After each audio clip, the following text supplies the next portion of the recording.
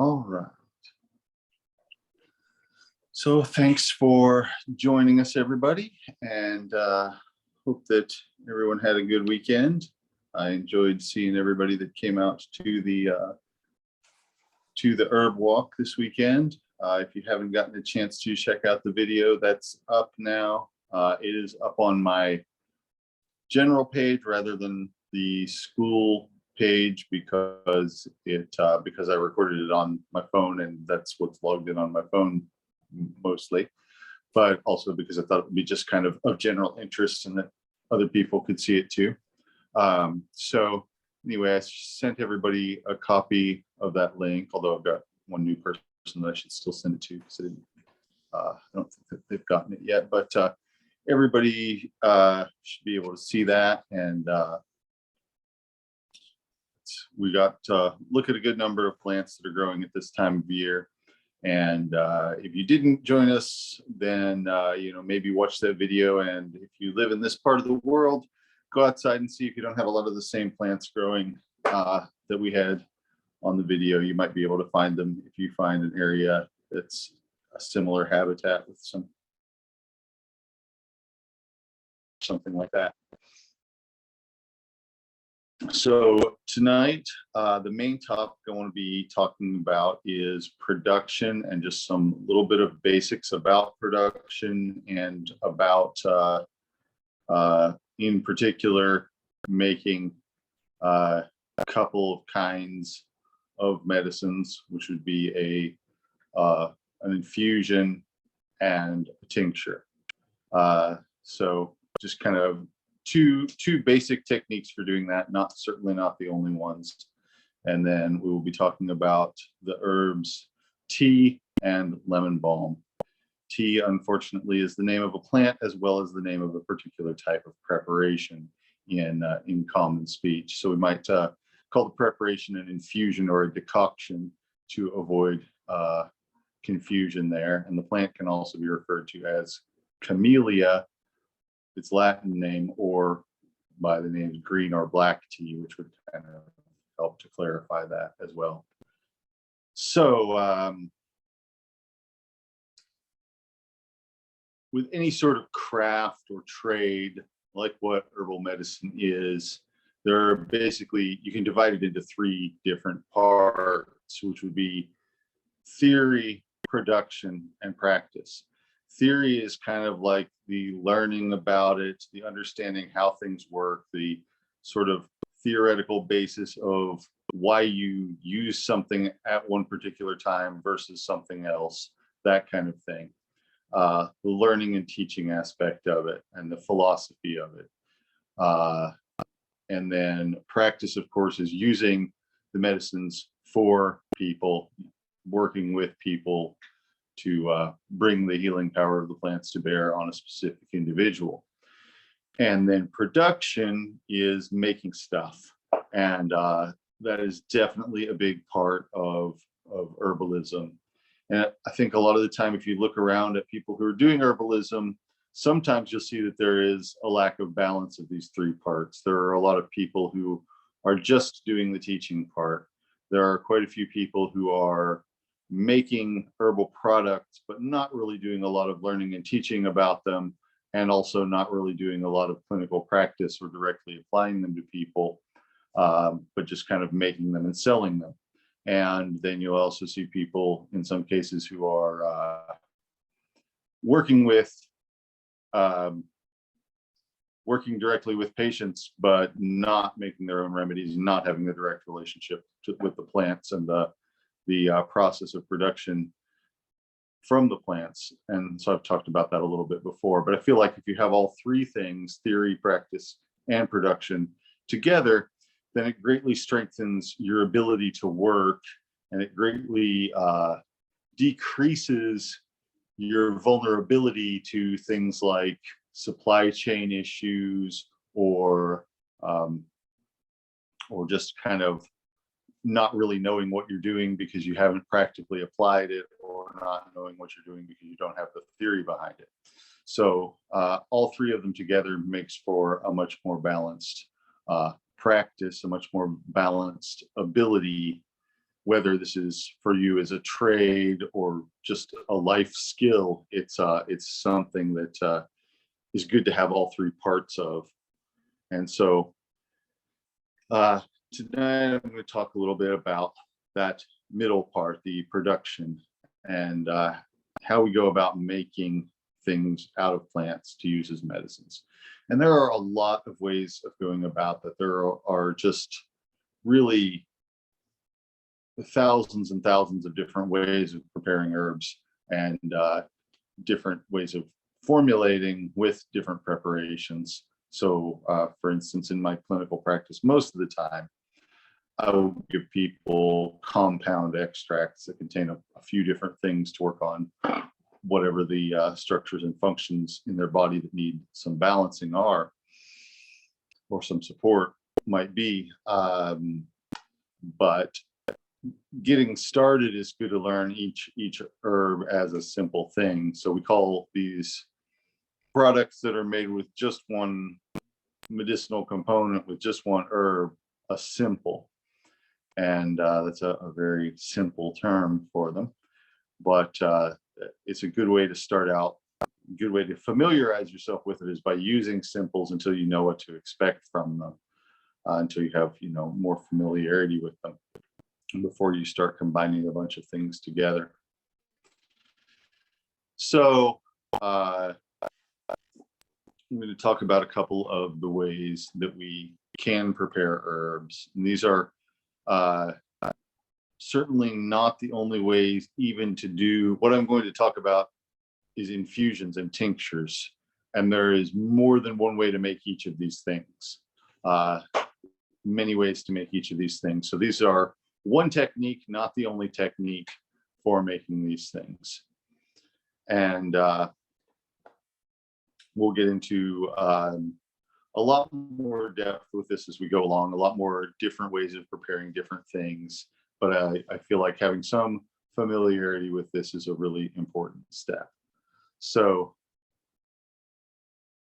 first one I want to talk about is an infusion, specifically a hot water infusion, which we would often call a tea. We might also use the term tisane. That's kind of an old-fashioned word, but you might see it in books.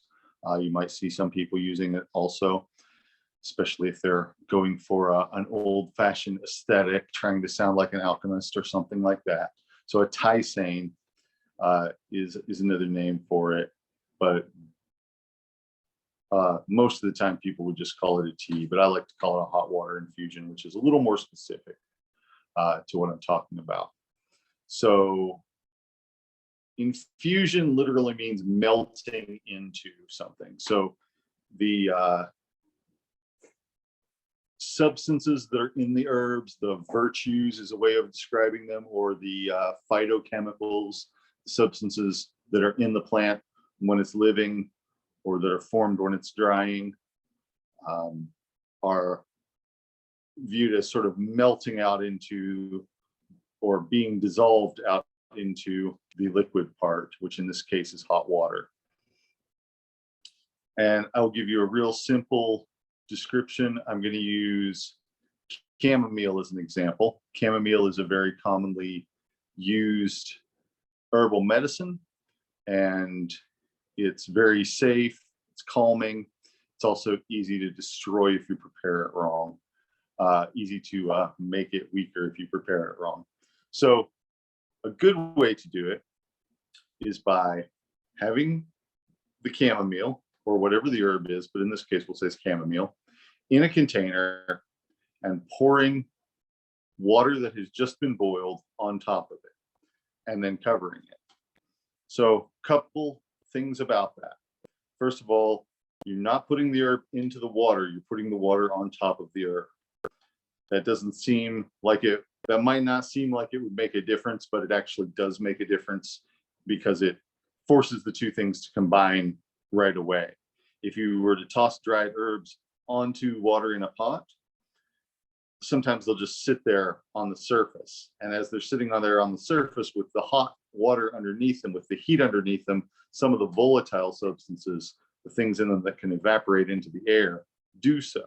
So you're actually cooking off some of the medicinal compounds in the plant if you do it that way. Not a whole lot, not so much that it's not still going to have some of its medicinal properties. But what we're really going for here is to have the best preparation of it that you can practically make without getting really complicated. So these two methods, you know, of putting the herbs on top of the water or putting the water on top of the herbs, they don't really, neither one is really more complicated than the other, but there is a practical reason to do it one way and not the other. So in this case, you would be pouring the water on top of the herb and then covering it. A lot of the time I would use a jar that is heat resistant for this process, like a mason jar. They don't mind having boiling water poured into them. That's not true of all glass jars. Some glass will shatter if it's exposed to a dramatic change in temperature, but usually canning jars won't. And they usually have a lid that you can form a tight seal on top of. So they're handy for that, and they're kind of ubiquitous in our environment. You can buy them at the store, or if you don't have them, you can clean out a jar that food came in or something like that. So it's something that's very readily available and can be reused over and over again for this type of purpose. So you pour the water over top of the herb, and then you put the lid on, and that keeps anything from evaporating out. You've created a closed system where any substances that are in there are going to stay in there. And then you let it steep. Steeping is the process of just letting it wait while the water soaks into the plant material and the substances in the plant material diffuse throughout the water. So diffusion is the process by which a substance moves from an area in which it's concentrated into an area in which it's less concentrated. And this is something that just kind of happens in any liquid. If you put a drop of ink into a cup of water, the ink will slowly spread out until the whole water is inky, if it's water soluble. So the same thing happens with the substances that are in the herbs. They are concentrated in the herbs, and they gradually spread throughout the liquid. And eventually, they will reach a point where there is just as much herb in the part of the liquid that is as far away from the plant material, that's furthest away from the plant material, as there is in the plant material itself. And that's when it's completely done infusing. At that point, it won't get any stronger by leaving it sit for longer. Exactly how long that point is going to differ depending on a couple of things. One is the temperature of the water. If you started out with boiling water, that's about 100 degrees Celsius. And that's pretty consistent. Of course, it cools down as it sits there. If you wrap it in a towel, it won't cool as quickly, something like that. But you're starting out with hot water. If you were doing it with cold water, it would happen more slowly. The second thing is the surface area, or more specifically, the surface area of the plant material. So if you have one solid chunk of a hard piece of root, there's not much surface area compared to the volume. If you have something that's finely powdered, there's a lot of surface area compared to the volume. So the smaller the pieces it's in, all other things being equal, the more quickly it's going to completely infuse. So the temperature and the surface area, and then another thing that is kind of along the same lines with that is the texture of the plant material. Harder plant material is not going to infuse as easily as softer plant material. And then a final thing is that is the movement in the liquid. So if the liquid is just sitting still, it will infuse more slowly than if it's being shaken or stirred. But for our purposes, that doesn't really matter as much. Sometimes it might be worth the trouble to shake the thing.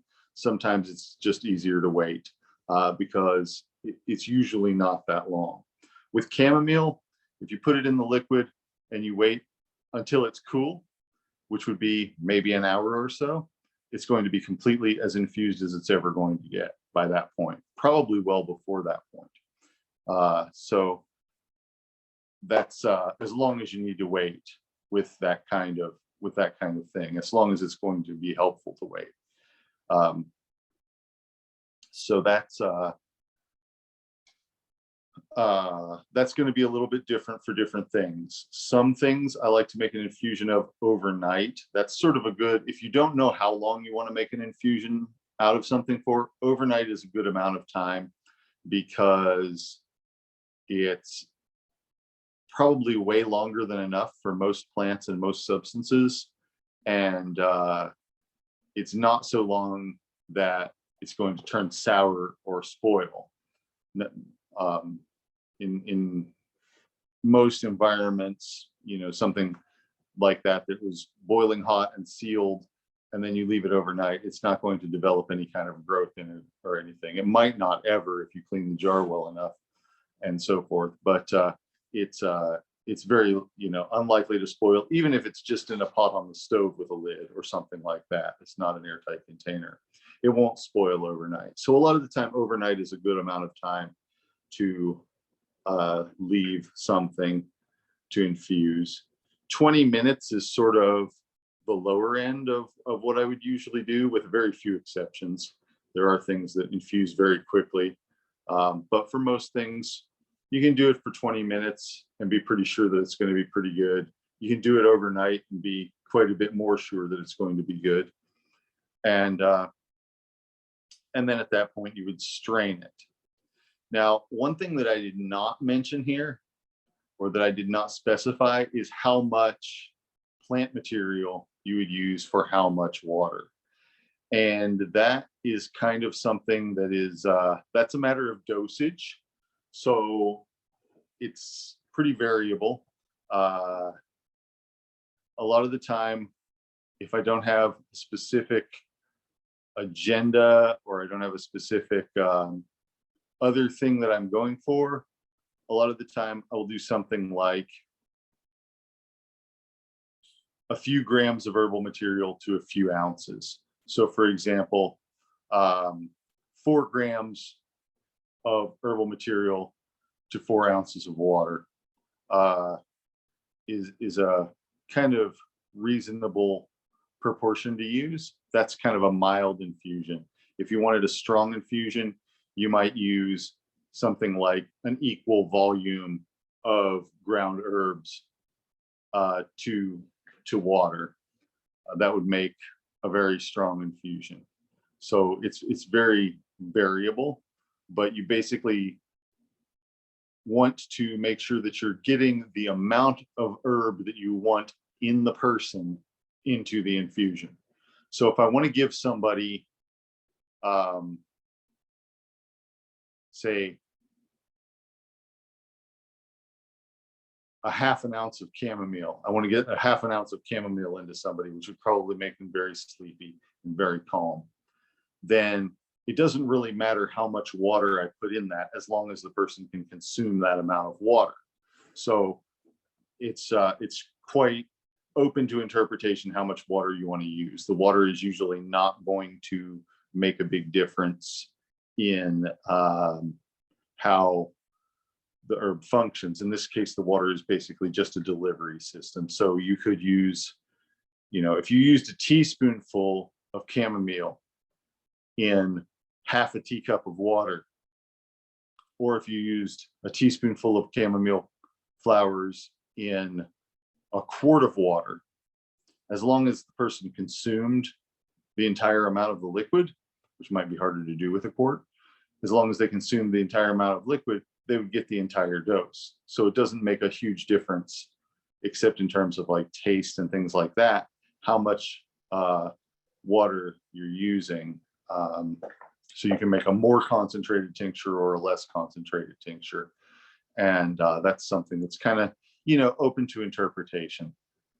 It's kind of open to interpretation. Yeah, so, using a couple tablespoons of dried crushed plant material in a few ounces of water a few grams to a few ounces, something like that is perfectly fine. And, it's going to depend a little bit on what herbs they are, but you really want to be thinking more about how much herb you're putting into the person versus how much water you're using, which isn't that important, because under most circumstances, human bodies are great at handling water and can, keep or get rid of water as necessary. Just a second.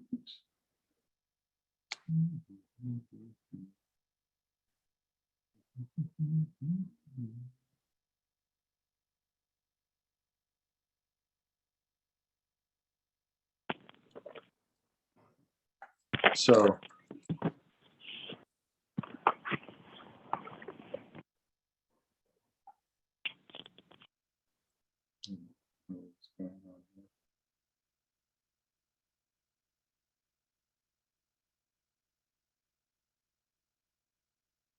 all right, so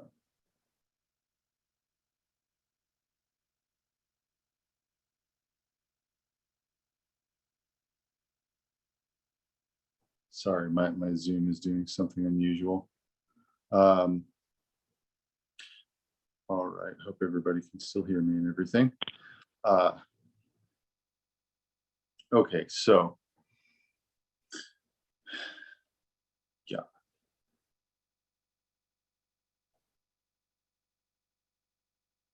All right, so with the most suitable plant parts for infusion are usually the flowers and leaves and stems, and sometimes fruit, if you're making something with fruit. But harder plant parts are less suitable for infusion and often require a different process called decoction, which we'll talk about next time. But hot water infusion is good for most leaves and flowers. And, it's probably, I would say, worldwide is probably the most common way of preparing herbs for people to take, is, make a tea out of them and give that to the person. And that's basically what an infusion is an herbal tea. Although, a lot of the time when we're making them specifically to be medicinal and not just as herbal beverages, sometimes you might make them stronger or more intense than you would if it were just for the purposes of recreationally drinking things. Also with infusions, you want to consider that the person has to taste quite a bit of the herb in the process of taking it. So a lot of the time, if an herb is very bitter or very spicy, or otherwise might feel kind of objectionable to someone to have it in their mouth, I usually will not make an infusion out of it, just because of the amount of swallowing it that someone would have to do. And infusions are really great because the hot liquid part is also soothing and healing for a lot of things. So they're a really good thing for home remedies. They're also much more suitable when you have someone who is directly taking care of a person. Early on in my practice, I really tried to mostly do infusions because that's what I was kind of more used to. But if I gave somebody a packet of tea and said, go home and make 3 cups of this a day, and gave them instructions for how to make it and stuff, usually what would happen is if I saw them a week later or whatever, I'd ask how it went, and they said, well, I didn't really use the tea. So it just ends up being too much trouble for people to do themselves a lot of the time. Of course, there's different levels of motivation with people, but if you're taking care of a sick person, which, a lot of us have that experience, and I think that this course being kind of more specifically designed for taking care of the people close to you, is good to think about that. It can be a really good thing if somebody's, sick with a cold or a fever, something like that, or a cough. A nice hot cup of an infusion can feel really good and can be really soothing. And a great way to get a large amount of medicinal herb into somebody.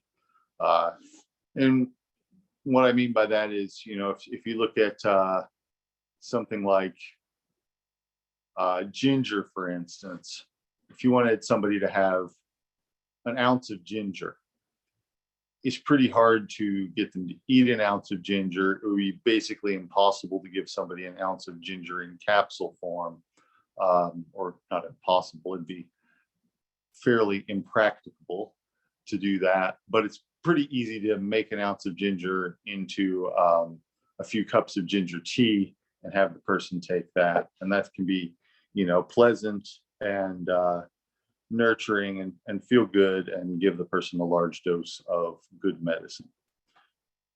So herbal infusions, hot water infusions specifically, are really kind of first line type of preparation as far as home remedies go. Another great thing about them is they can be done pretty quickly.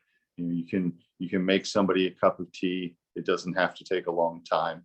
And that's a good something that you don't have to necessarily have made up in advance and can kind of prepare on the spot. If you needed to go out in your yard or your garden and gather some herbs and then come in and make them into a cup of tea and then give that to a person who was sick and needed them, you could do all of that pretty quickly, with about the same amount of effort that you would put into making a meal or something like that.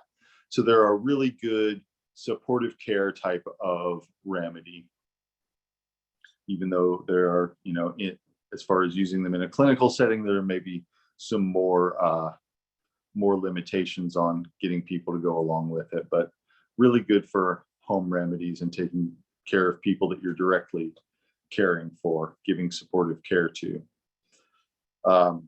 Infusions also can be applied topically, and that would be called a wash. If you just were pouring the infusion directly on somebody's skin to wash out a wound or something like that. And that is definitely something that we have always done in the world of herbal medicine. So, that's still just an infusion. The preparation isn't really any different. It's just that the way of taking it is a little different. So the way of applying it is a little different. So for instance, in my, when I'm doing first aid, I'll often have some yarrow infusion in a spray bottle. And that is, we talked about yarrow last time. It's antiseptic and it helps with wound healing. And so using that rather than water, and it's been prepared with boiling water, so it's very clean. Using that rather than boiling water not boiling water, you wouldn't put that directly on somebody's skin. Using that rather than water to wash out a wound gives some additional benefits as far as healing. A lot of the time, if there's a scrape or something that's where there's superficial bleeding, not like a severed artery or something gnarly like that, but just like where somebody skinned their knee and they're bleeding, and you wash it out with the yarrow will actually make the bleeding stop while you're doing it. And so it can be a good thing to help you actually visualize what's going on with the minor injury like that, because sometimes if there's blood pouring out of it, it's actually hard to see, what the nature and extent of the injury itself is. So that's another area where certain herbal infusions can be really helpful. There are other ones that work for other things. But yarrow is a good one for injuries, and it's an herb that we have already talked about.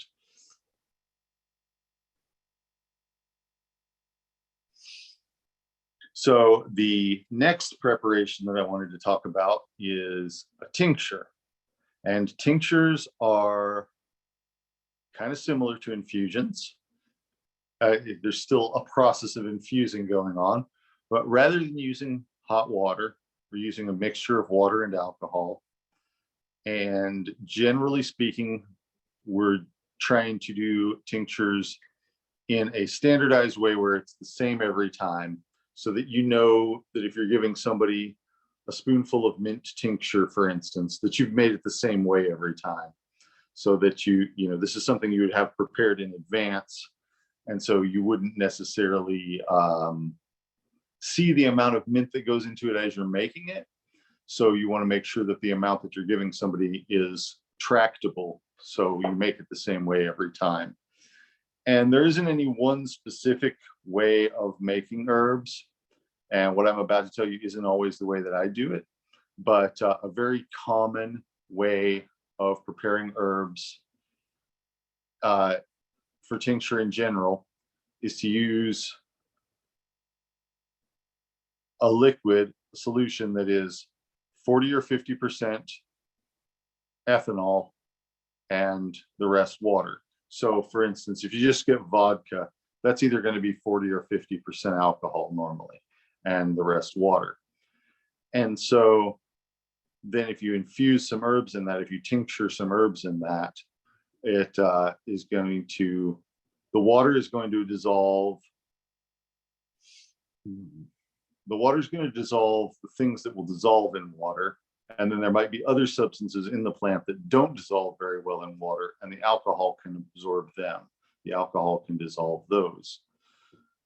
So there are herbs out there that contain substances that really don't mix with water, and that you can try and make an infusion out of, and nothing will happen. It won't get the stuff out of it, or it will barely get the stuff out of it in some cases. And alcohol will work a little better for that with, for example, resins. There are some solid resins in plants that just won't dissolve in room temperature water at all. They'll kind of disperse in really hot water if you agitate them enough, but they'll absorb very easily into the alcohol and water mixture. So let's see. Yeah, if you just used straight vodka out of the bottle and poured that over herbs, and then let it sit for about a month is traditional. The name for the liquid that is used in it, the liquid part of a tincture, the liquid ingredient in tincture, is menstruum, which comes from the Latin word for month, because traditionally they've been let to sit for a month. And where I grew up, people sometimes would say that you wanted to set up the tincture while the moon was waxing, and that would help to draw the medicine out of the plant material into the liquid. I've tried it that way, and I've tried not doing it that way, and I can't tell the difference between them. So I think that that's not necessarily true, but it is an observation that was passed on to me, and that I will, pass on as something I heard, but did not necessarily find to be observable for my purposes. But with these, it is important that you do a certain proportion. So a good sort of basic proportion to start with is to use 1/5 as much herb as the amount of liquid that you're doing. So for example, 200 grams of an herb to make 1 liter or 1,000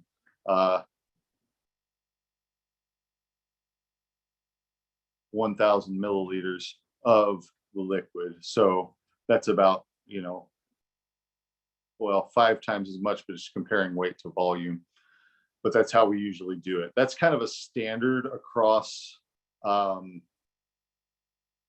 modern herbal medicine in the United States. That's a very common proportion to find, sort of almost like a default proportion to find for tinctures that are made out of fresh herbs. It's a 5-to-1. So 5 parts of the liquid to 1 part of herb. And that would, if you do it that way every time, you'll end up with the same product every time at the end. And that, like I said, that matters more in this situation where you're not making it on the spur of the moment for the individual person than it matters with the infusion part, where you are making it kind of as needed for the individual person. So let's see, what herb we talked about that I make in tincture a lot.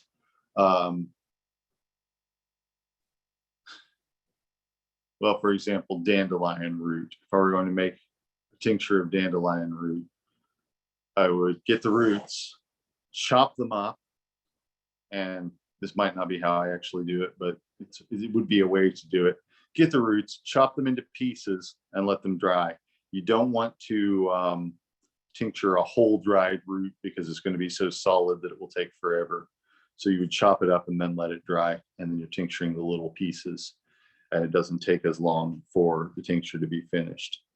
And then you would let that steep for about a month, and then you could pour off the liquid and get rid of what was left behind. We call that the mark, the plant material that's kind of been extracted from.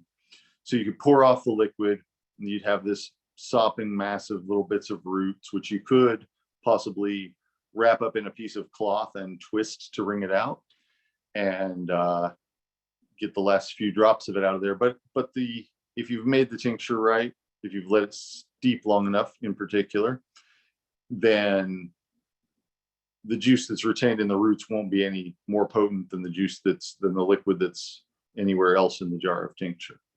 So you do have to strain it, and it will absorb, the plant material will absorb some of the liquid, so you do want to wring it out some usually, and you'll always end up losing a little bit of the liquid to the plant material, and that's just kind of the way that it goes.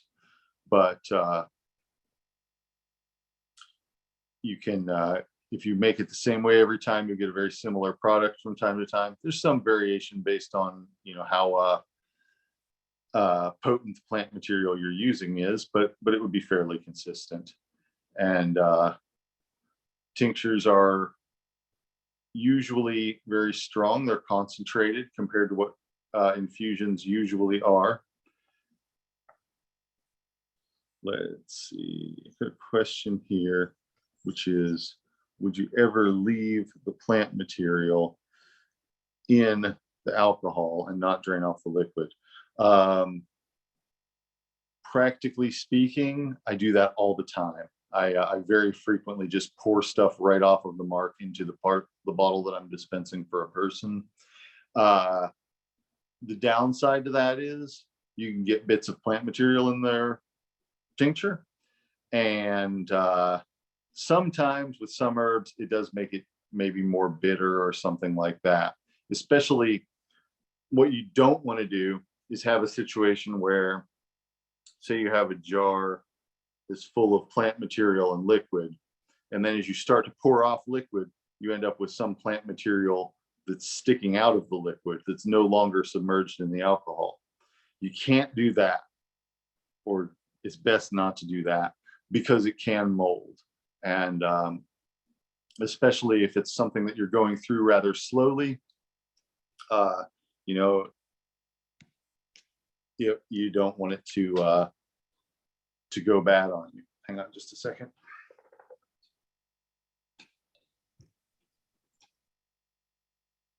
It's starting to get dark in here. I have a question. Like, okay, say you make it out of fresh herb the first time, and then you take in, because you gather it for the year, and then you take and use dried herb the next time that you make the tincture. You don't use as much, do you? Yeah, making it out of the fresh herb is a little bit of a different process. You definitely, a pound of fresh herb doesn't contain nearly as much herb as a pound of dried herb, because it contains a lot of water.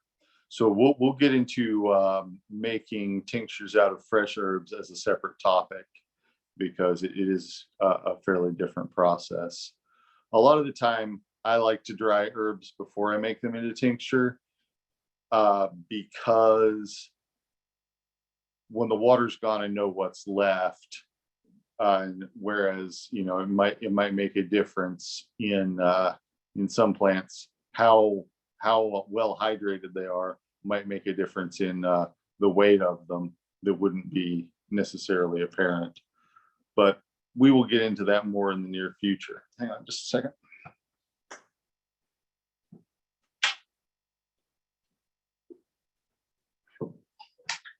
All right. So, yeah, so it is possible to leave the plant material in the liquid for as long as you want until you're getting to the point where there might be plant material sticking up out of the liquid.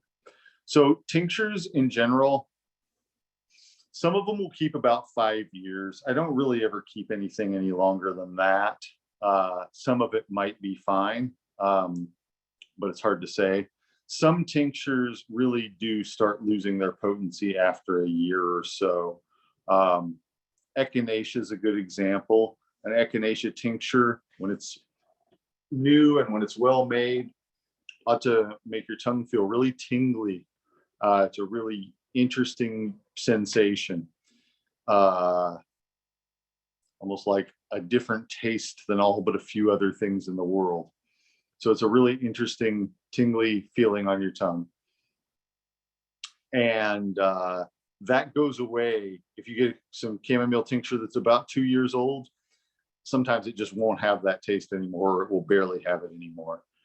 So it's actually a matter of the substances that make it taste that way breaking down into smaller molecules while sitting there. Not because it's going bad in the sense of having any sort of bacterial spoilage or anything, just because those substances are breaking down into smaller, less complicated and less fragile substances.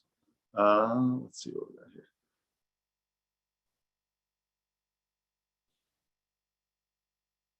Does proof matter for how long the shelf life is? Not so much. 40 or 50, it won't make any difference. If you get down to below 25, then it might.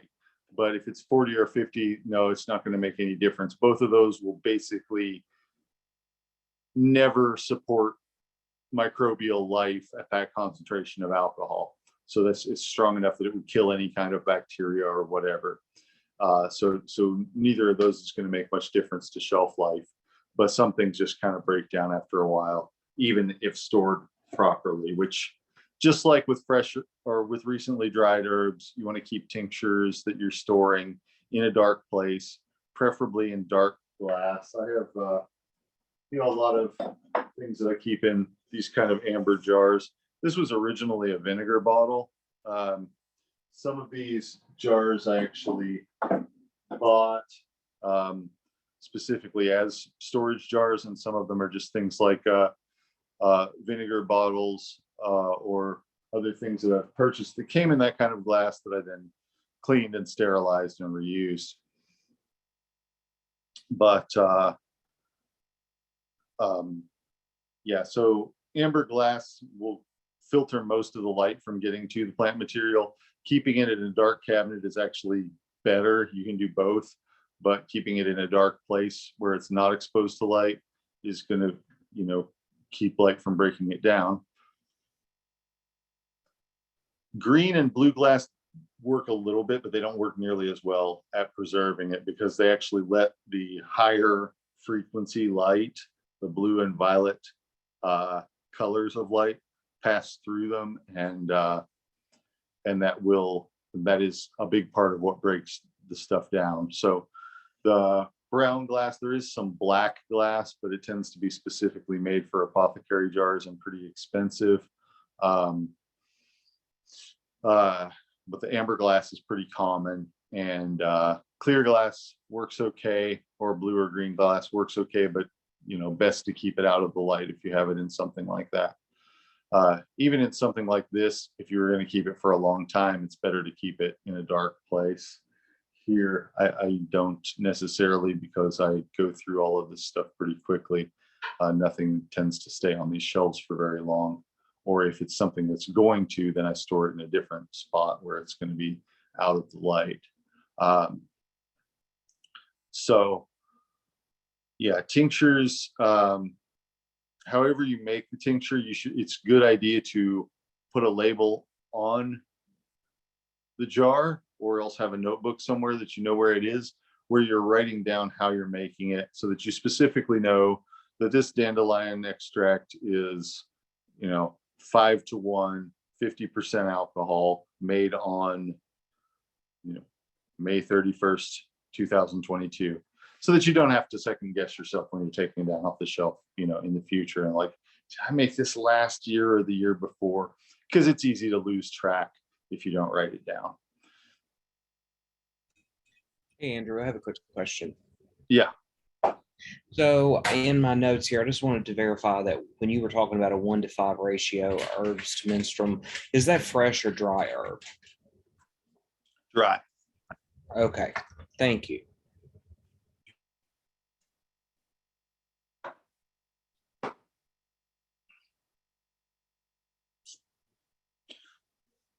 All right. So some tinctures will look like they're done pretty quickly, and some of them, as far as I can tell, are actually done pretty quickly.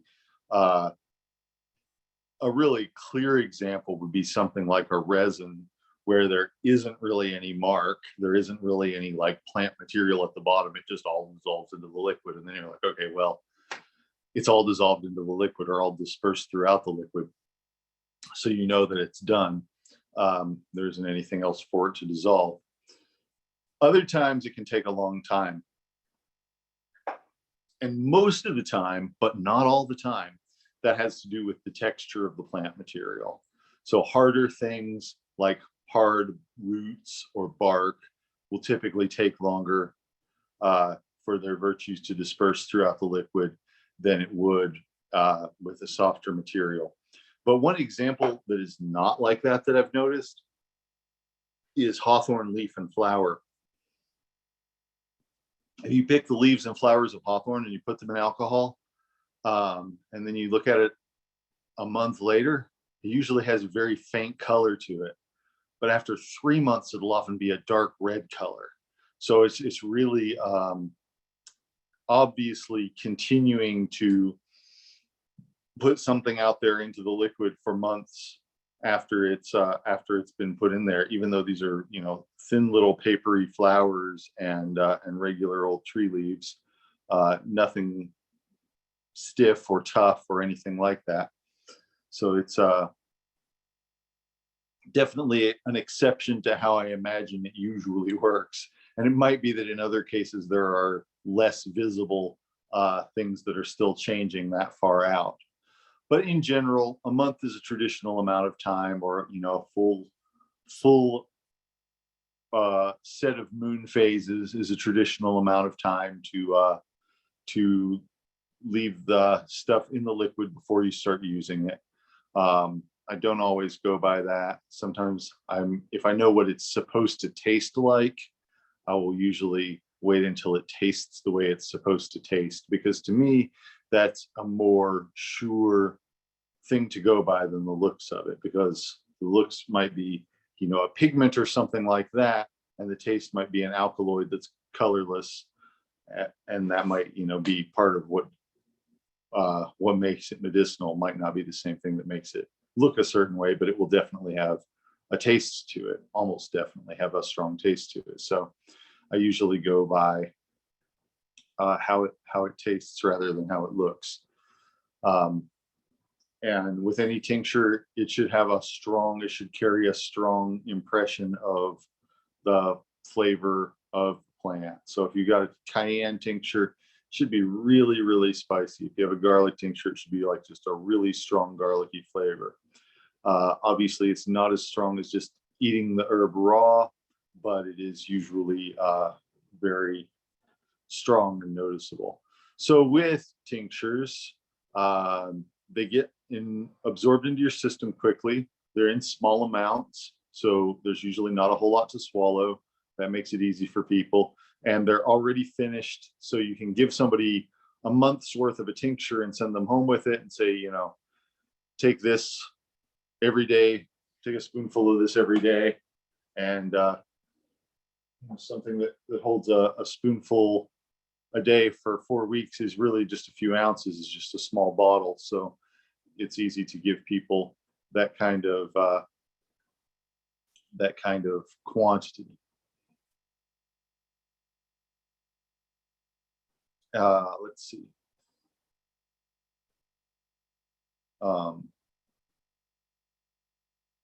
So second.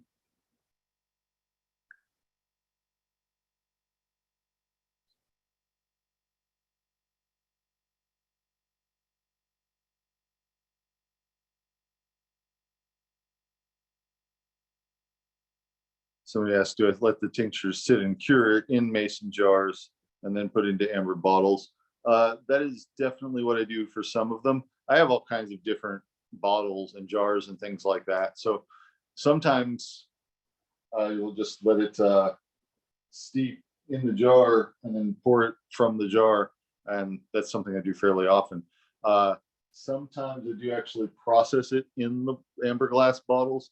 But if I have something like this, you know, where it's an actual bottle rather than a jar, then yeah, it's easier to process it in a jar and then pour it into that bottle to dispense it from. It's a little easier to pour from that into a 1 ounce tincture bottle than it is from, you know, a half-gallon jar. Although with enough practice, you learn to do both. But yeah, so that is definitely a way to do it that I do a lot of the time, and that is a practical thing to do, is to process it in a process jar and then store it in an apothecary jar of some sort.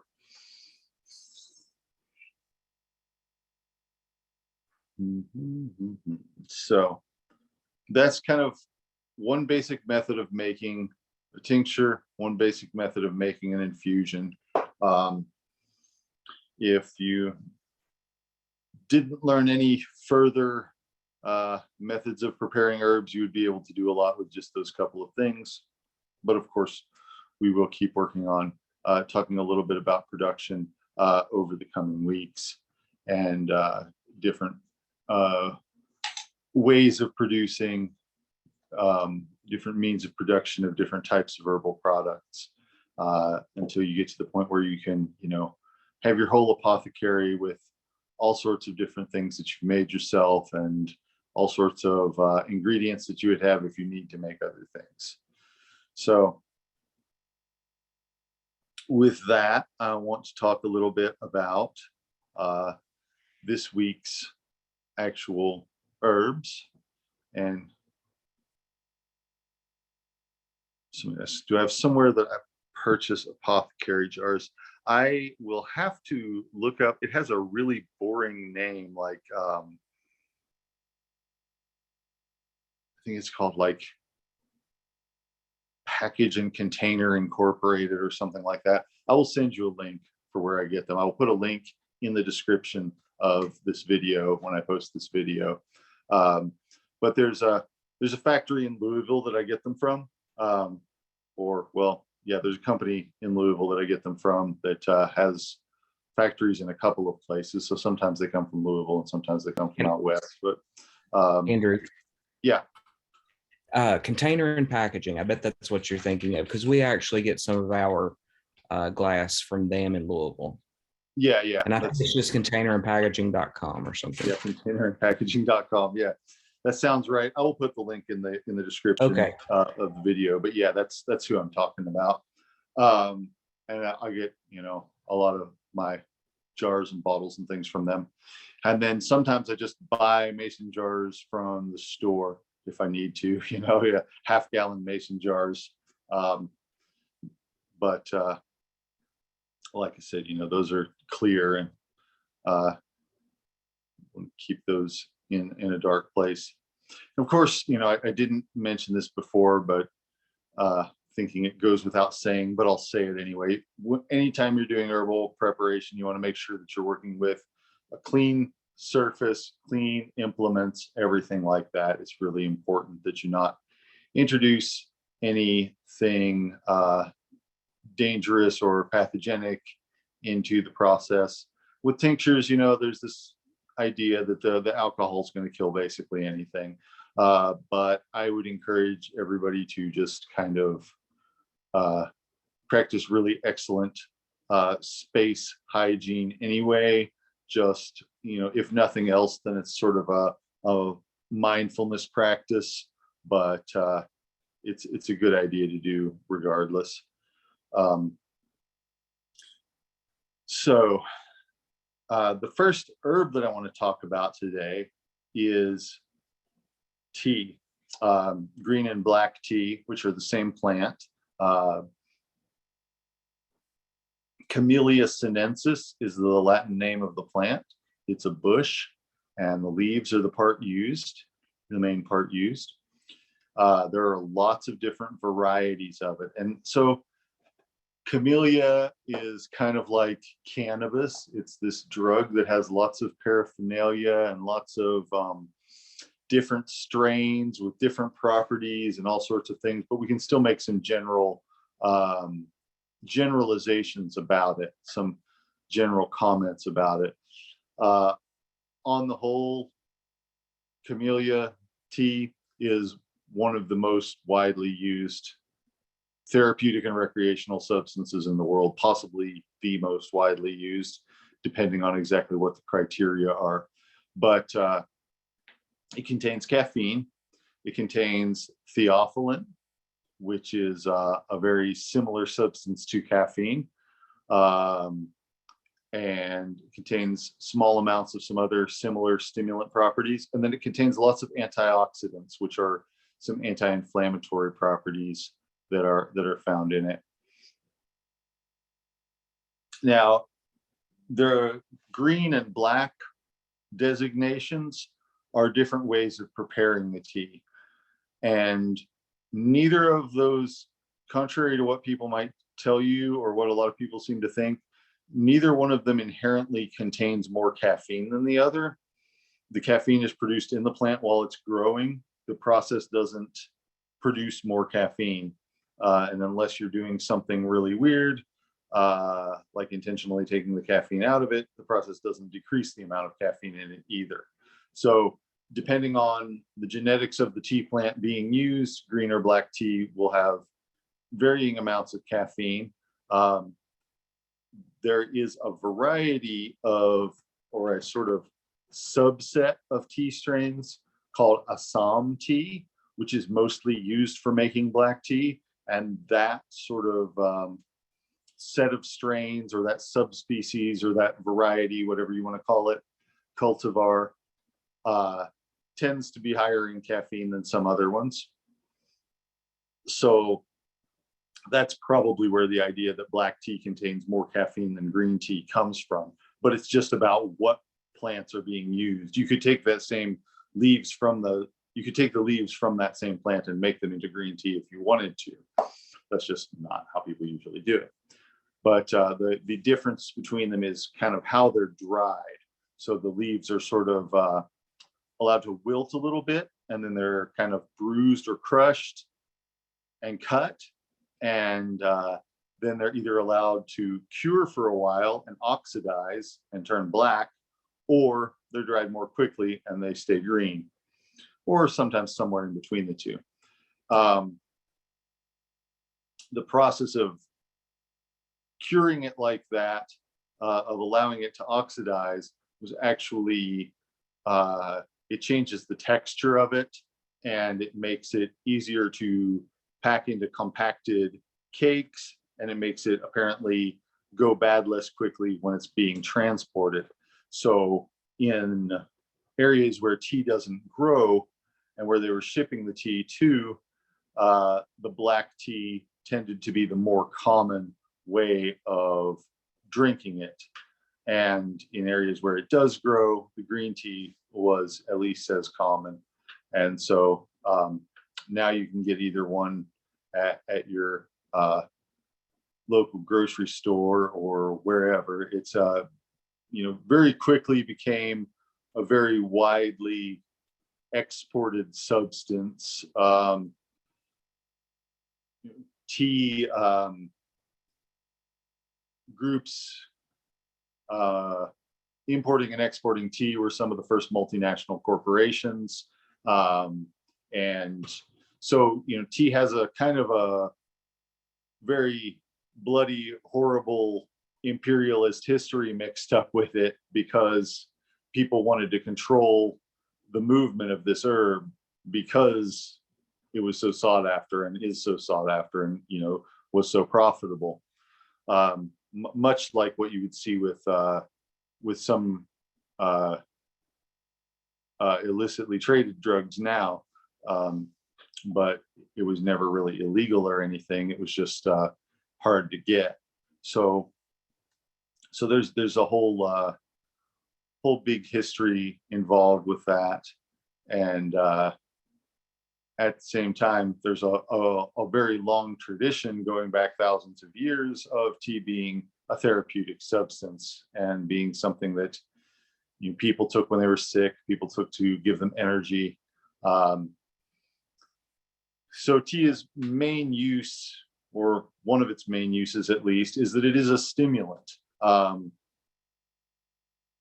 It is something that people use to make themselves feel more energetic.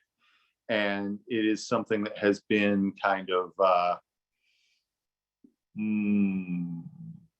well, caffeine in general is something that has been sort of cultivated as part of the culture, as sort of something to help people hustle more, help people be more productive laborers, help people make more money, especially make their bosses more money, work the third shift at the factory or whatever. So the history of stimulants and the history of industrialization, they kind of go pretty tightly hand in hand when you look at world history. So tea has been a part of that, and that's kind of dark. And so there is, I would say, a potential for abuse in that it is a stimulant and that it does tend to make people ignore the part of their psyche or the part of their mind and their body that's telling them to rest. And that's kind of what not to do with it. That's kind of the opposite of what you should do with this sort of remedy, because it does, for short term, yeah, maybe that can be really helpful in some situations, but it doesn't tend to be that way, does it? It tends to be more like caffeine's a way of life for a lot of people. And that's not ideal, because one of the ways that we heal is by resting. One of the main ways that we regenerate cells, the way that we repair damage, is by resting. So, I would encourage people to use this sparingly and use it wisely, and not necessarily use it as a crutch for trying to adapt your endocrine and nervous system to an exploitative socio-cultural environment, unless you absolutely have to survive, which, we've all been there. So that aside, when you would use tea for someone therapeutically, one thing that is really helpful for is breathing. If somebody is very weak and does not have much respiratory drive, they're struggling to keep taking breaths, a lot of the time tea will really help with that, and it can be actually life-saving in that type of situation, especially in somebody who's not using caffeine on a daily basis in the first place. But in anybody, the caffeine and the theophylline both open up the airways. They both increase the ability for the breath to penetrate the lungs, to fill the lungs. And that's really, bringing oxygen into the system, bringing respiration to the cells and everything by oxygenating the system. Can make a huge difference. I've been keeping a concentrated syrup of tea for people to use during the pandemic, which I've given to people who are having respiratory difficulties. And, it helps a lot. It can help amazingly to get people from, feeling like they're just run down and not able to walk from one room to the next without getting short of breath, to actually being able to do that sort of thing again. So it's helpful for that. It does have to be interspersed with, the ability to sleep, and not taken to the point where people can't sleep. So, does somebody have a question? Okay.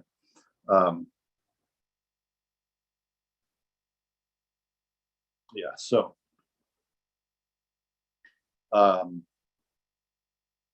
it's also a little bit decongestant, and when taken in small amounts over a long period of time, the antioxidant properties may increase longevity. It's kind of really difficult to study what makes people live longer. But a lot of people have looked at green tea in that regards, and it does seem to have something to it.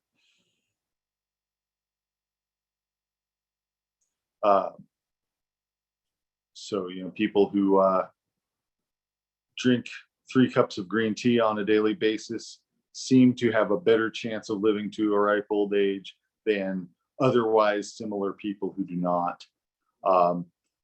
That's always a hard thing to study, though, because there are just so many factors, and you know, you can't keep humans under controlled conditions for their entire life, or at least it's frowned upon to do so. It would be pretty bad.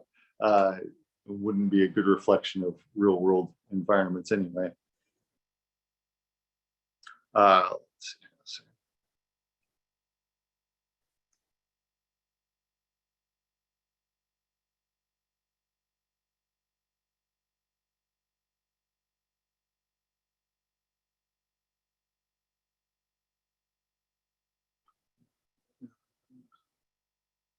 Yeah, somebody asked about 5 cups a day. Yeah, that's pretty extreme.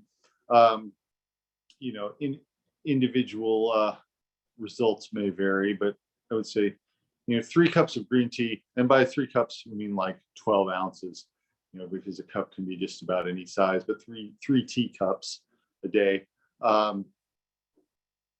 There's been a lot of research into different substances in green tea. Some green tea varieties, like jasmine tea, have a reputation for being calming. Even though they are stimulating, they tend to not make people jittery or feel overstimulated. They make people feel calm and energetic, and that can be a positive thing, you know. So it really is about using it in moderation and not using it to push past your body's natural needs, or to ignore your body's communications for what it needs. So yeah, tea can also sometimes change people's appetites. That's not something that I work with a lot, but it is something that a lot of people do use tea for, is to try and make it so that they're not as hungry as often. And that might, you know, be appropriate in some scenarios. So those are all good things about tea. Another nice thing about tea is that it's antiseptic, and it's astringent. So like I mentioned before, you can use an infusion, you can use topically. And so tea has been used topically for things like mouth sores and acne. Oily skin kind of tightens up the pores. It can also be used on wounds because of its astringent properties, or on stings. There are other things that are better for that, like yarrow and plantain. But if you don't happen to have access to those, and you did have access to tea, it might be a thing that you could use in that scenario.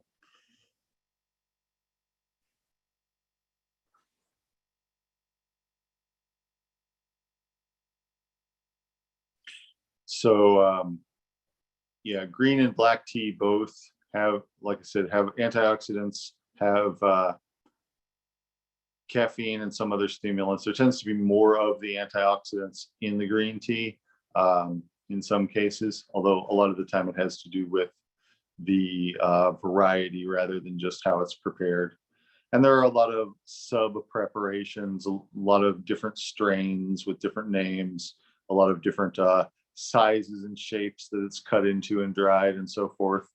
So you get things like gunpowder tea or stick tea, or various things like that that are just kind of different forms that it comes in or is made in. And of course, there's tea bags. People also use tea leaves to predict the future, although I don't know if they're especially good at it. I never really learned that technique myself, but it is something that the plant is known for. So that's tea, and it's a stimulant. And then on the other side of the spectrum, I wanted to talk about lemon balm. Lemon balm is a member of the mint family. It's called lemon balm because it has a lemony scent when you pick it. It contains a substance called D-limonene, which is in a lot of plants and gives them a sort of lemony smell. And it's an aromatic acid, but it contains a lot of other things too. Medicinally, lemon balm has a couple different sets of uses. One thing about it is that it's calming. It's a very mild, very safe sedative and sleep aid. And another thing about it is that it induces sweating, and in so doing, stimulates some actions of the lymph system. And it might actually have some direct antiviral properties in terms of some substances in the lemon balm might keep viruses from replicating. They do keep viruses from replicating under laboratory conditions. They might keep viruses from replicating under actual human conditions. But whether it does directly act against viruses or not, it does help people feel better when they have fevers and chills and viral type malaise, flu-like symptoms, that sort of thing. Especially if there's like body aches, difficulty sleeping, and things like that, it can really help someone to sleep off a sickness. And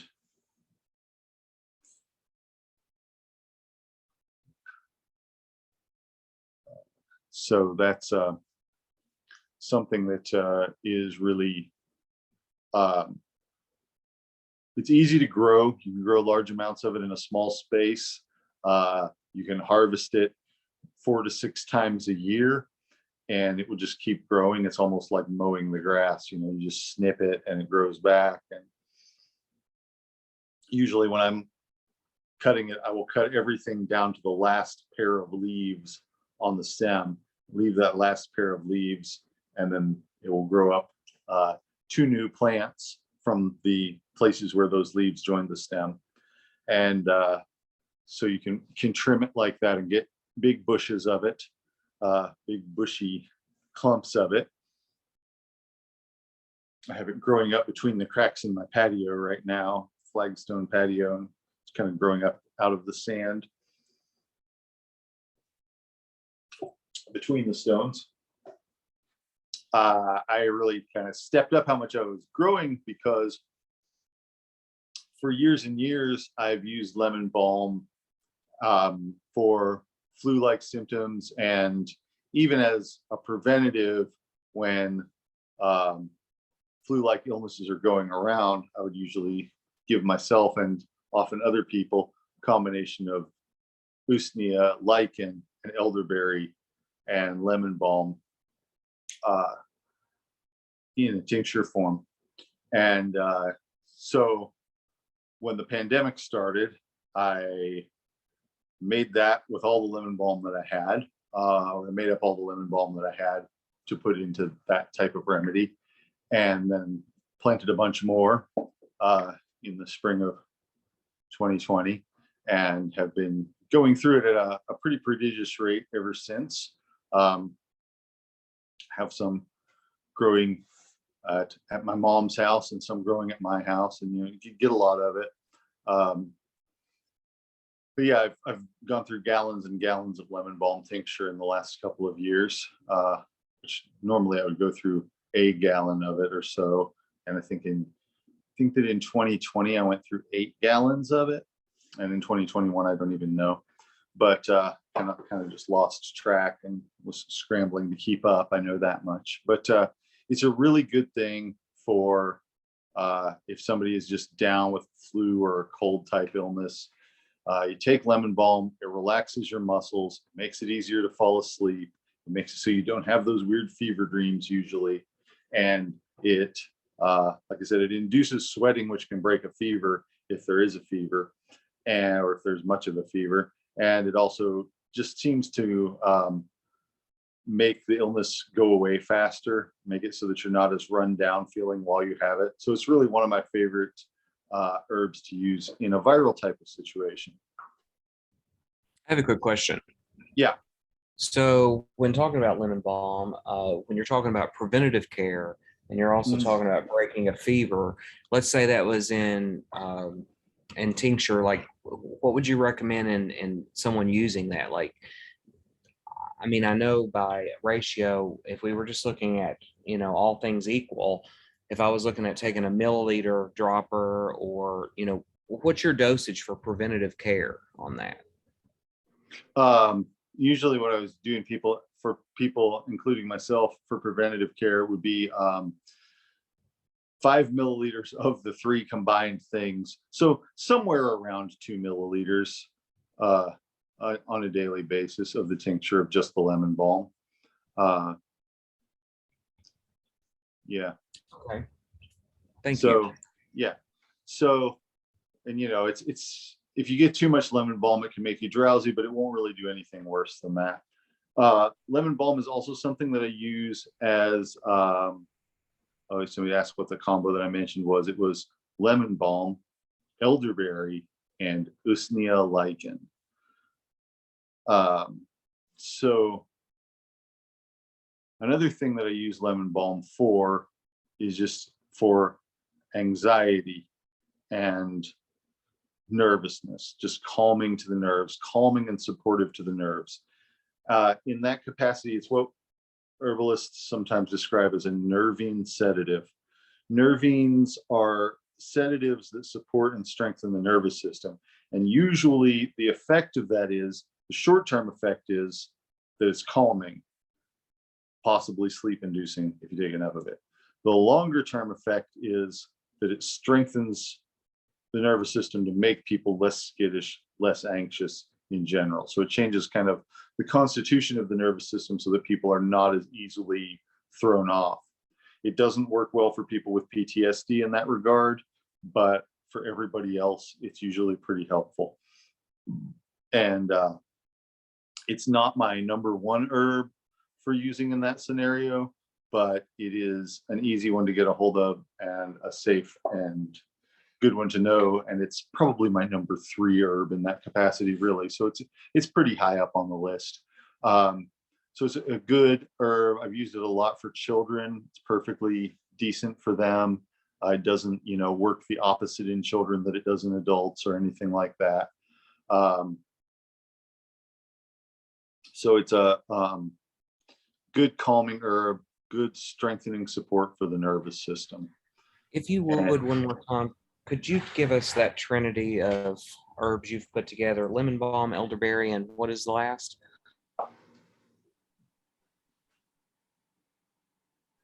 Last one is usnea lichen, which is this stuff right here. I don't know if you can see that very well, but it is a mossy type of substance that grows on trees. It's kind of antiviral, immune supporting fungal medicine. Well, it's lichen, so it's a combination of fungus and fungal and algal tissue working together as a single organism. But so it has 2 totally separate sets of DNA from 2 totally different realms of life working together as a single organism. But yeah, usnea, it grows on trees. It's very common in the Pacific Northwest. It's a lot less common here in Kentucky, but it does grow here. And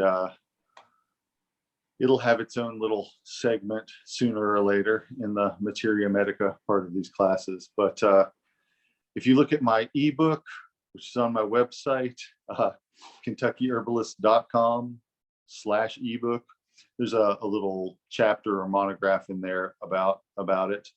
And it's one that I use a lot for viral illnesses and for the immune system in general. But and then lemon balm and elderberry are probably a lot more familiar. But so lemon balm can also be used as a sleep aid. Usually if I'm giving it to somebody to try and help them sleep, for an adult, let's say a teaspoon at half an hour before bed, will often help people get to sleep and stay asleep and have sleep that doesn't feel weird. Because, you know, with a lot of sleep aids, people will either have weird dreams or have a hard time waking up if they try to wake up or something like that. And lemon balm is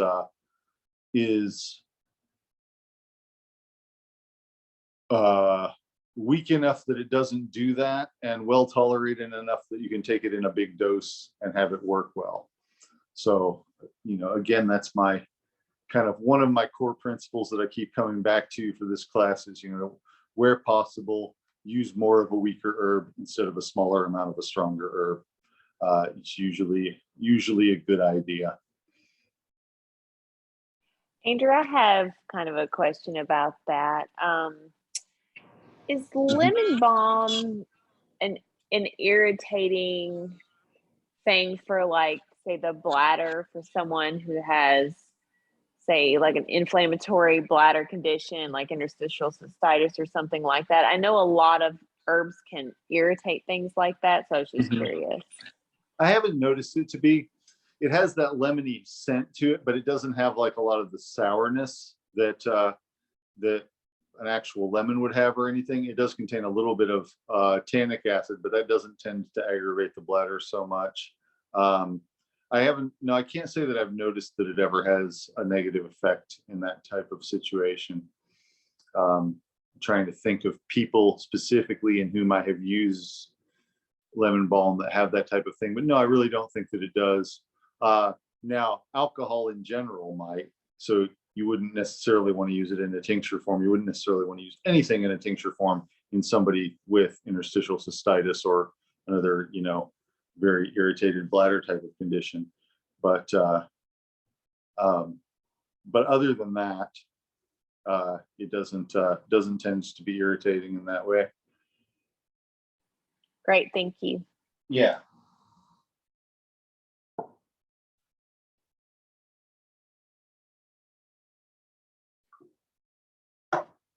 So now, like with any sedative, there are certain precautions that you need to observe, you know, which basically don't drive when you've taken it, especially until you're used to what it's going to do to you. And don't do anything that requires a lot of awareness after you've taken it, especially, you know, like I said again, especially if you aren't used to how it affects you.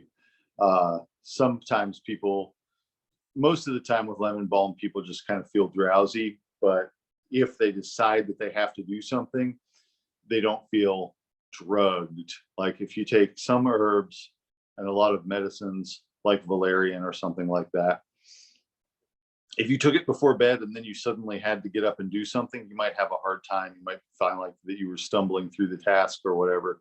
And lemon balm is not usually so much like that. It's usually pretty mild as far as that goes, but just as a sort of universal precaution when dealing with sedative herbs, you want to avoid doing anything that requires a lot of situational awareness after taking it. And similarly, it's good to take breaks from it every once in a while, just because it's not chemically addictive at all. It doesn't have any sort of mechanism of chemical dependency like what benzodiazepines would have or something like that. But anything that you're taking as a sleep aid, in fact, anything you're doing as a sleep aid might become a habit and might be hard to get to sleep without. So that's something to be aware of and to kind of weigh against the pros and cons of doing it. It's not necessarily like, oh, you should never do this, but because, you know, being without sleep can be can really ruin your life. But you know, just in general with any kind of sleep aid, you want to be aware that it could form a habit, and maybe take breaks from it, take vacations from it periodically to see how you're doing if you don't have it. And, you know, generally the course of things with lemon balm, like I said, is that you tend to need it less as time goes on rather than more, because it tends to be strengthening and supporting your nervous system and actually helping you heal in a real and meaningful way, rather than just kind of making you more dependent on more doses of the same medicine. which is probably not as good for marketing purposes, but you know, I would much rather have it that way than the contrary.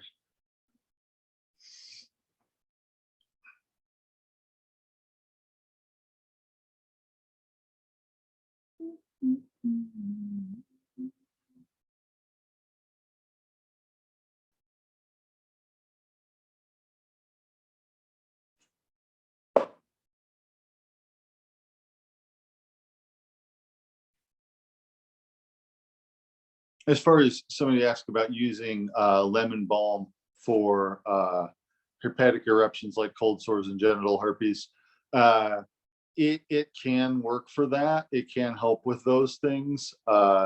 It's usually, if I were going to use it for that type of situation, I would prepare it for the person as a as an oil extract rather than as a tea or a tincture. But yeah, it can help with those things.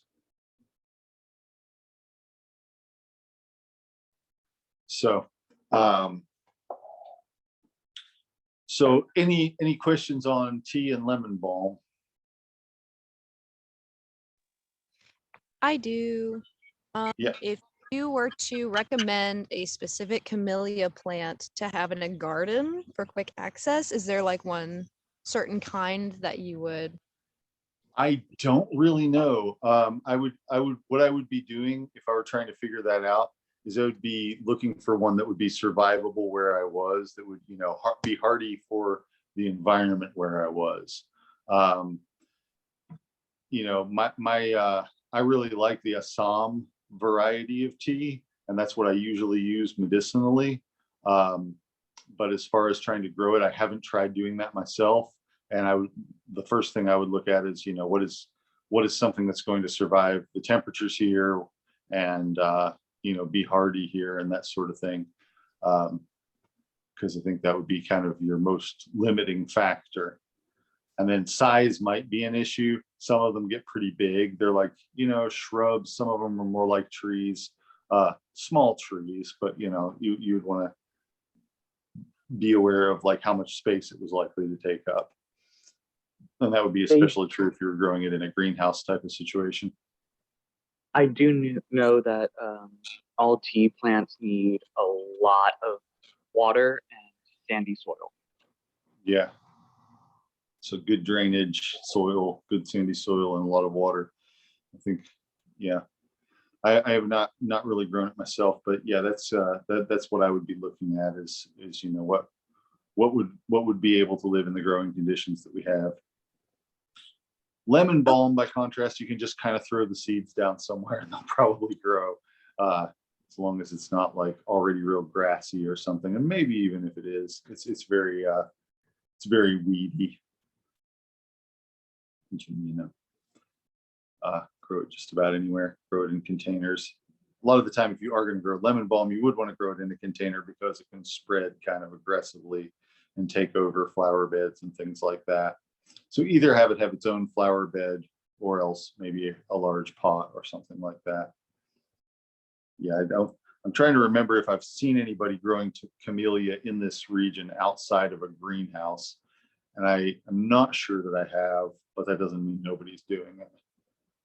I just can't think of an example offhand. But it does live for a long time. You know, there are 100-year-old tea bushes out there. So.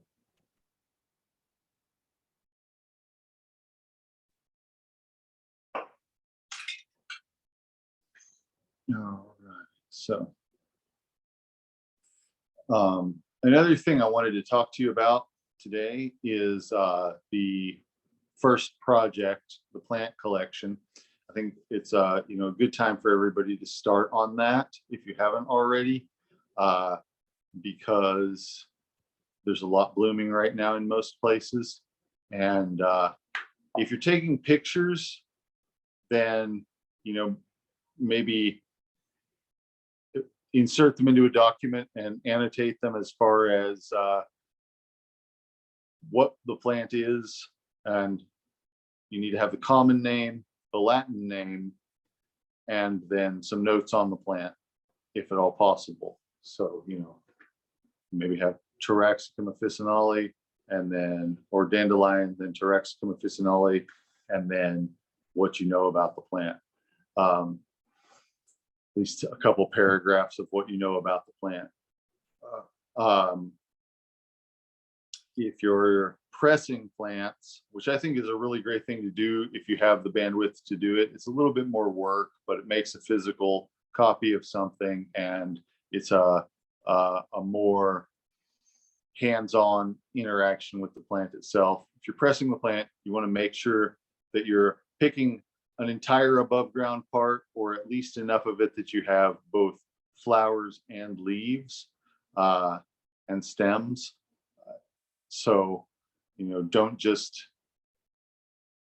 pick the flower, or preferably don't even just pick a flower and a leaf. Pick a stem with flowers and leaves on it, and then lay that between the pages of a book in such a way that it gets flattened and the flower is recognizable, not flattened sideways, but flattened sort of face on.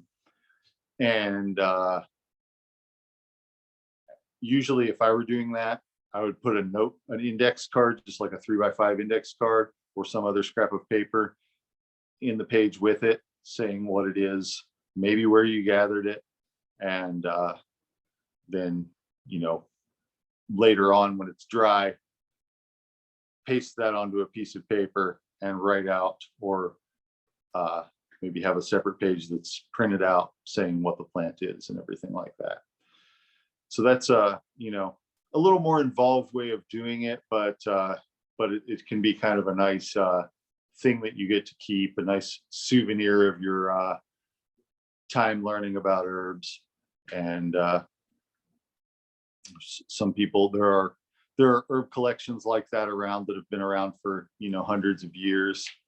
So it can, you know, potentially be something that outlives you, or that you have for the rest of your life.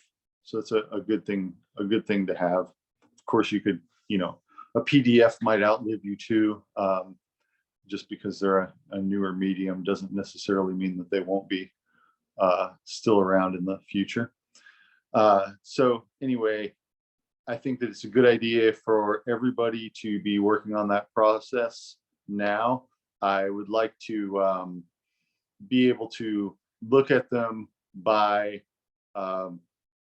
late fall or so, maybe end of September or so, be able to see what everybody's got, and kind of be done with that project and working on, or at least, you know, be at some state of completion with that project, and then start working on the second project, which everybody is going to individually design for themselves. Hey, Andrew. Mm-hmm. Do you have a tip or a way when you're out and bringing back a plant to best preserve it? Take the book that you're going to press it in out with you. It's a heavy book. Yes. My book straight up lives in my car. Yeah, just yeah, I think it's a good idea to take the book out with you, especially if it's far. I mean, if it's just walking back to the house, maybe not that big of a deal. I've definitely had a thing happen where I picked something, carried it back to where I was going to press it, and it was pretty wilted, but I laid it out flat and, you know, kind of smoothed it out and everything before I pressed it, and it looked pretty normal. There are some things that are very difficult to press, like you know, prickly pear cactus. I just don't think you could really do it. It would just, you know, be too thick and succulent to press. You can't really press succulents very easily, but you know, where possible, press it as quickly as you can after picking it. And often that means taking your book out into the field with you in a backpack and putting it directly in there. What And, about like, oh, I'm sorry, I didn't mean to interrupt you. I was going to say that, you know, where possible, use a book that does not have glossy pages, because they won't absorb the liquid as quickly, and it can lead to the specimen molding. I was just going to ask, as far as things that have kind of a fibery or thick stem, I mean, would you also try to press the stem when you could, or is it best just to take the leaves and the flowers? I would try to press the stem if at all possible. I would try Okay. to press the stem if at all, if I could at all. With some things you might not be able to, but yeah, if you can, it's a good idea to press the stem. Just because it allows you to see how the leaves are arranged on the stem, and where if you just pick the leaf, then you kind of just got the separate flower and the leaf, but you don't have the pattern of what the plant looks like, of how the plant's laid out, which is a lot of how you will come to recognize plants as you get more used to identifying plants, is by the overall shape of the plant and by how the leaves are attached to the stem, and kind of just, you know, the layout of the plant, basically, where the flowers are in relation to the leaves. For example,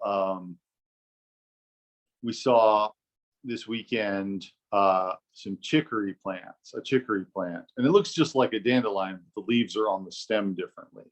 They're, you know, with the dandelion, they're all at the base, and with the chicory, there's a branched stem that has leaves attached to it. If you just had the leaf and the stem, you'd still be able to tell it apart, because one of them has a blue flower and one of them doesn't. I mean, if you didn't have the stem, but one of them has a yellow flower and one has a blue flower. But it's a little, you know, easier to recognize things at a distance, or recognize things as you're just casually walking along, by the shape of the plant. And so, you know, learning it and preserving it in that form is a good idea, if you can. And, you know, sometimes you might just not be able to. Milkweed is a good example. It's pretty tough to press milkweed. It can be done, but you know, you'd want to probably put the book between a board and the floor and put some weight on top of the board, something like that, because it's got a thick, hard stem, and the leaves are kind of thicker and shiny too, kind of leathery. Once you've pressed something like that, like how would you, I mean, I've never had much luck with putting them in something to like go back and refer to. Like, how would you go about putting them in a notebook or anything like that? So the best way to do it is to get a 3-ring binder and some slips that go in the 3-ring binder that you can put a piece of paper into, and then take the pressed dried specimen and glue it to a sheet of paper and put that in the page covers in the 3-ring binder. Does that make sense? I'll try to Yes. bring in an example so I can show you what I'm talking about. Maybe I'll bring in an example. But yeah, that's how I would do it. That's how I did mine. That's how I'm having my daughter do hers. So yeah, it's kind of old-fashioned materials, but it works. And I actually used rubber cement as the glue because it's not water-based at all. But I don't know that that's actually, I don't know how much that actually helps. But that's how I did it. Just glued the specimen to a piece of paper and then put that in the slip cover inside of a 3-ring binder. Would you use like a stiffer paper possibly, or? I didn't, you know, maybe it would have been better too, but I didn't. Okay, used, just curious. Printer paper, just you know, 40-pound bond white printer paper. So yeah. There was a question about something. Thank you. So, yeah.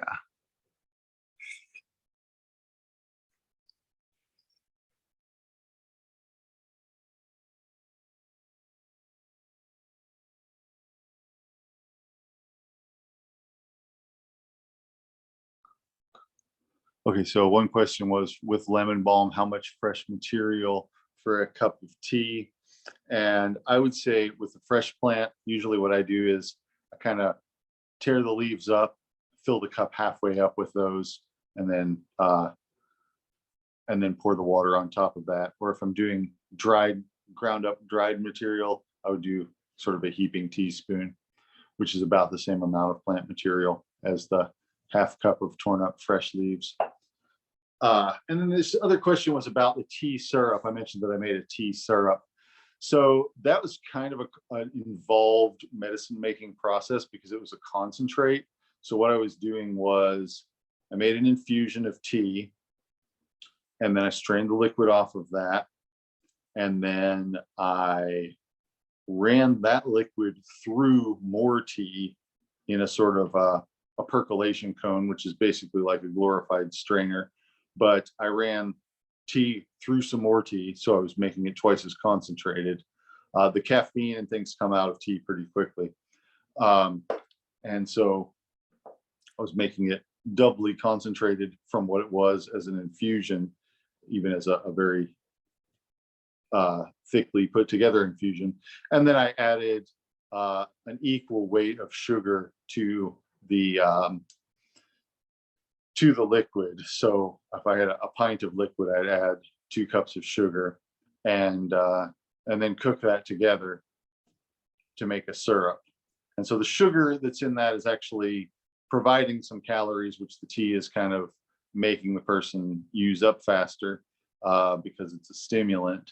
And so it was very concentrated, probably had about, I was trying to figure out how many milligrams of caffeine, but what I was going for was for a 1 ounce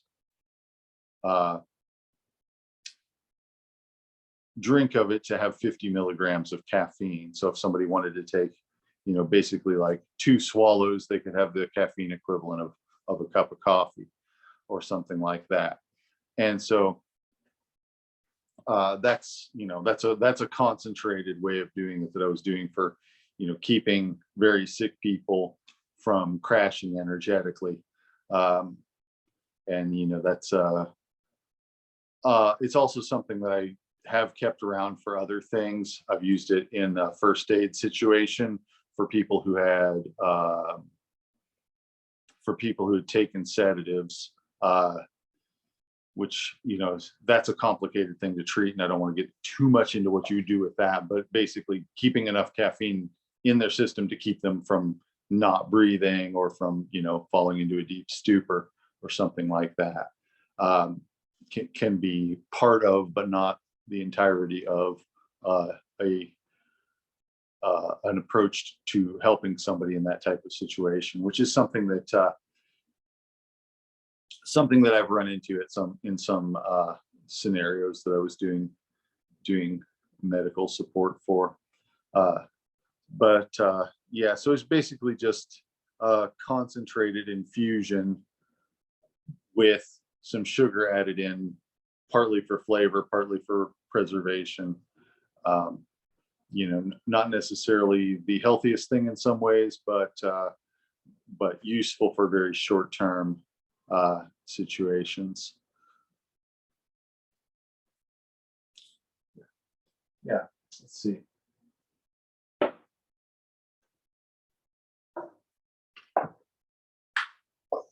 All right, so yeah, I hope everybody saw that that I put up the herb walk video, and that is on my practices page, which I would say, go ahead and subscribe to that too. I haven't been updating that at YouTube channel as much lately. I was doing quite a bit on it before the pandemic happened, and then I just hadn't had the bandwidth to so much. But I do have some plans to release some more videos onto that page as well in the not too distant future. And like I said, everybody, I would strongly encourage you to work on developing plant collections. And if you need any help with identifying anything, feel free to send me a picture of it, and I'll probably be able to help you, especially if you've got leaf and flower. I will usually be able to help you figure out what it is. I would also encourage you to try and figure it out on your own first with a field guide, or some people like to use apps, and I haven't really tried the apps so much. I'm told that iNaturalist is a pretty good one, but you know, you want to know why you think it is what you think it is, and not just, okay, I clicked this on an app and it said so. You want to be able to say that you can see certain features of it that let you know what it is. And that's why I like being able to use a field guide. And just to reiterate, I really like the Peterson's Field Guide to Medicinal Plants, which they have for the eastern region of the US. There's also a western region. There's a Rocky Mountain West one and a Pacific West one, I think. But there's a couple different variations of that. And if you don't live in this country, there might be a good one where you do a good field guide of some sort where you do live, either to medicinal plants or just to flowering plants in general. And so anyway, that project is one of the main things in the course that there's going to be direct feedback from me to you on, where I'm able to, like, you know, see that you're absorbing what I'm teaching. So doing that is going to be a big part of what makes me able to say, oh yes, this person successfully completed my course. And that versus just, yeah, they took some classes, or, you know, maybe they watched the videos, or maybe they didn't in some cases. So, you know, that's really something that's going to help me to know, you know, where you're at with the process, and that you're, you know, learning the plants and learning the properties of the plants. So I really hope that, you know, everybody gets working on that, and let me know if you get stuck with it, or if you need help identifying things and that sort of thing. And I might, like I said, bring in some examples of some pressed plants and stuff to talk about next time, just to help clarify that a little bit. And then also, just administratively, it's about to be the first of the month. So if you haven't already and you're planning to, send me the payment for the course. And if you need a Square invoice sent to you, let me know. And if you want to use Venmo, my Venmo handle is Clinical Herbalist. And for everybody who has already given me some, I really appreciate it. So any more questions before we go? I have one, because I always have questions. Yeah. So is there a temperature, like, I think I emailed you possibly, but it might not have gone through, but I have a dehydrator that has an actual herb setting, and Okay. it says 95 degrees, herbs and flowers. I'm Mhm. fine with air drying, but where we live close to a creek, and so things tend to be a little humid, and I'm a little concerned about that. So I thought maybe the dehydrator might work. Yeah, that could be good in that sort of situation. 95 is definitely not too hot to dry a thing. I mean, there are times when air drying would be that hot too. So the thing that I would say is check on it frequently, you know, and figure out how long it takes for it to get dry, and then get it out of there.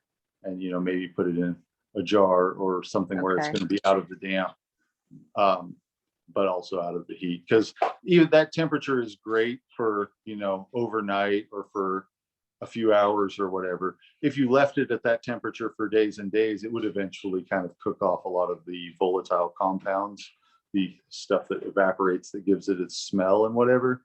And that Right. would not be what you want. You'd end up with something that was kind of papery and might look nice, but wouldn't be as flavorful or as medicinal. So you know, I would say just maybe check on it every 2 hours and see if it seems like it's dry. And when it's done, Okay, take cool. it out. Awesome. Thank you. Sorry. Yeah, just till it's crispy enough to break into, you know, pieces. Awesome. Thank you. Yeah.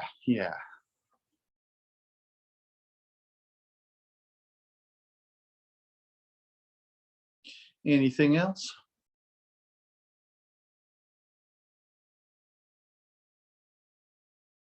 All right. Well, if anybody thinks of any questions, feel free to email me or ask questions in the comments on the video if you're watching it later and think of something you'd like to ask. and I will get a notification about that and answer it. And thank you all for coming, and I will talk to you again soon. Bye. Thank you. Bye, everybody. Thank you. Thank you, Badly. Yeah, thanks.